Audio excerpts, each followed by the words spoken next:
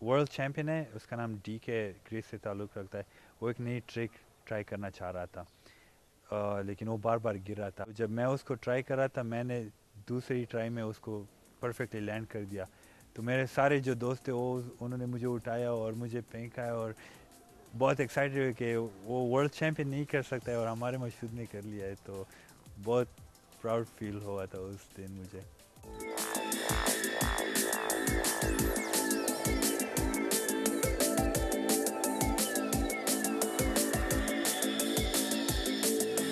میرا نام مشہود عالم ہے.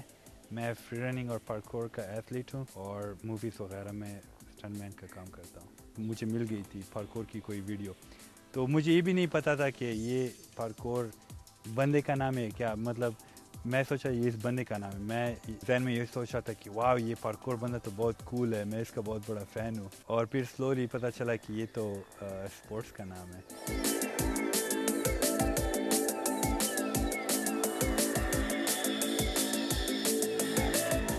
ایک ٹیوٹوریل ویڈیو مجھے ملی, کہ وہ ملی تو اس میں وہ سکھا رہے تھے کہ بیسکس کیسے کرتے.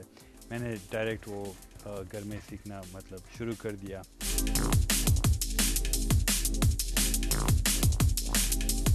اکثر جو بلڈنگس وغیرہ بنتی ہے یا وہ چھوڑ دیتے ہیں, اکثر ابینڈنڈ ان کو چھوڑ دیتے, تو ہم وہاں پہ جاتے تھے اور پھر پریکٹس بھی کرتے تھے, ویڈیو وغیرہ بھی شوٹ کر لیتے تھے.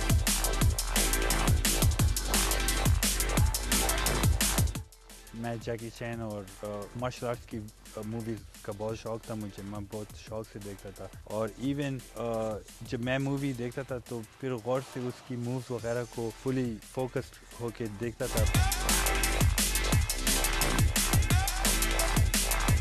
پاکستان میں اسٹرگلز یہ تھی کہ سکھانے والا کوئی نہیں تھا, اور نہ تو میرے ساتھ کوئی ایسا بندہ تھا جس کا یہی پیشن ہو جو میں مطلب جو میرا شوق ہے. کوئی مٹی کے ڈھیر میں ہی ہم پریکٹس کیا کرتے تھے, تو چوٹیں لگ جاتی تھی اور مشکل تھا.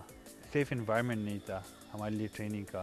جب میں کر رہا تھا تو ایسا نہ کوئی جم تھا نہ کوئی کوچ تھا. کوئی نہ کوئی سپروائزر ہوتا ہے, وہ میجر کر سکتا ہے کہ یہ ابھی رسک لے رہا ہے, اس کو یہ نہیں کرنا چاہیے. اور میٹرس وغیرہ ہوتا ہے, اگر تم کوئی اگر گر بھی جاؤ, فلپ فار ایگزامپل سیکھ رہے ہو, تو یہ نہیں ہوتا ہے کہ ابھی ہاتھ ٹوٹ گیا, ابھی تم 3-4 مہینے اور ویٹ کرو گے اسی, اور پھر اس کے ساتھ وہ فیئر بھی آ جاتا ہے نا.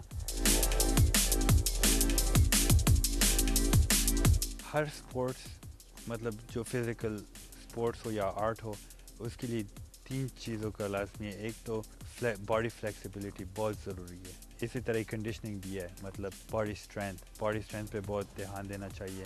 تو اور اسٹیمینا.